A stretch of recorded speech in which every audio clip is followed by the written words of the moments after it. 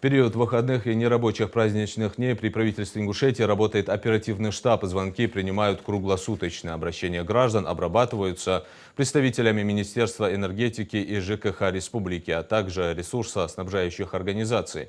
За минувшие сутки в оперштаб поступило 13 звонков, 4 из которых были связаны с водоснабжением, 1 с газом и 8 с подачей электроэнергии. В случае возникновения чрезвычайных ситуаций жители могут обратиться в оперштаб на номера телефонов, которые вы видите на экране.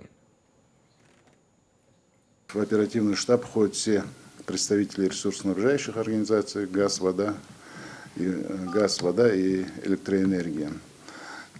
Дежурство будет круглосуточное.